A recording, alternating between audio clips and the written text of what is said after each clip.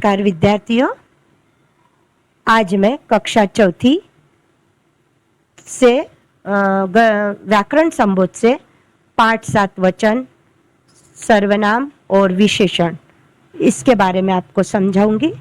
अब हम सबसे पहले तो जानते हैं वचन। एक से मिले एक तो अनेक हो जाते हैं, इनकी जो पहचान कराए वही वचन कहलाते हैं। मतलब शब्द के जिस रूप से हमें उसके एक या एक से अधिक होने का पता चलता है उसे वचन कहते हैं। वचन के दो प्रकार है, एक वचन, बहुवचन। अब एक वचन किसे कहते हैं? शब्द के जिस रूप से उसके एक होने का पता चलता है उसे एक वचन कहते हैं। उदाहरणार्थ लड़का, पतंग, बकरी, पौधा आदि, मतलब जो एक ही हो। और बहुवचन मतलब एक से ज्यादा, जैसे शब्द के जिस रूप से उसके एक से अधिक होने का पता चलता है उसे बहुवचन कहते हैं। जैसे लड़के, पतंगे, बकरियां, पौधे आदि। तो यह है वचन के बारे में। जैसे हम बोलते हैं अगर हॉल में एक पंखा है तो हम बोलते हैं पंखा चल रहा है, और बहुत सारे हैं तो पंखे चल रहे हैं।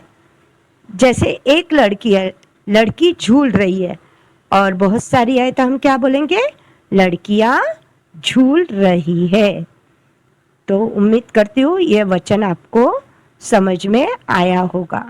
अब हम पाठ 8 सर्वनाम वो पढ़ेंगे। सबका नाम सर्वनाम, संज्ञा का ये लेते स्थान। इसकी परिभाषा हम जानेंगे। जिन शब्दों का प्रयोग संज्ञा के स्थान पर किया जाता है उन्हें सर्वनाम कहते हैं। जैसे मैं, हम, तुम, यह, वह, यह सब क्या होता है? सर्वनाम। और सर्वनाम शब्दों में भी एक वचन और बहुवचन होते हैं। जैसे एक वचन मतलब मैं, और बहुवचन उसका मैं का क्या होगा? हम, तुम सब, यह, ये, वह, वे, इसे, इन्हें, उसने, उन्होंने, इस तरीके से। अब हम सर्वनाम के भेद के बारे में जानेंगे। सर्वनाम शब्दों के उनके प्रयोग के आधार पर 6 भेदों में बांटा गया है। इसके 6 प्रकार है बेटा। नंबर 1 पुरुषवाचक, निश्चयवाचक, अनिश्चयवाचक, प्रश्नवाचक, निजवाचक, संबंधवाचक। ये है।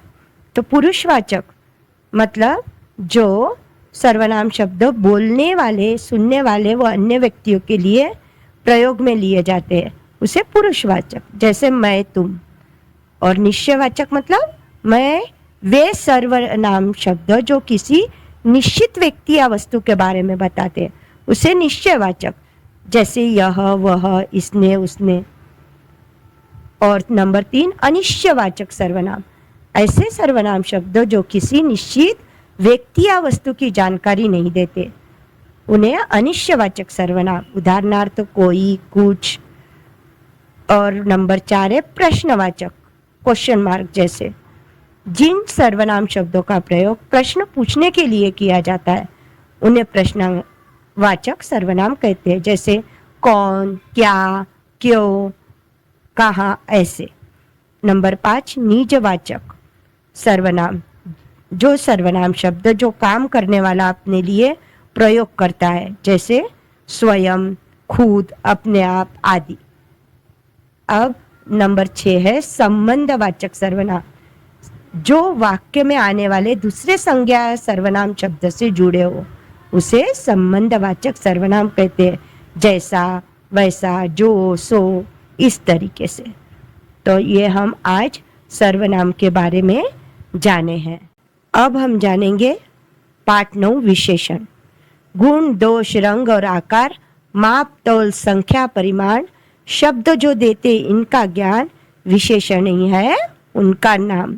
विशेषण की परिभाषा, जो शब्द संज्ञा या सर्वनाम शब्दों की विशेषता बताते हैं उन्हें विशेषण शब्द कहते हैं। जैसे हम बोलते हैं ना, लड़की गोरी है, लड़की की विशेषता क्या है? गोरी। तो ये हो गया विशेषण। और विशेषण के भी बेटा 4 प्रकार है, गुणवाचक, संख्यावाचक, परिमाणवाचक और सार्वनामिक। गुणवाचक मतलब क्या? जिन सर्वनाम शब्दों के रूप, रंग, आकार, गुण, दोष तथा अवस्था आदि बताते उन्हें गुणवाचक। उदाहरणार्थ क्या आएगा? जैसे आसमान में काले बादल छाए, तो क्या हो गया? रूप रंग बोलते ना वो काले। छोटा बच्चा रो रहा है, ये क्या आकार हो गया छोटा, ऐसे। और नंबर 2 संख्यावाचक। संख्या मतलब गिनती।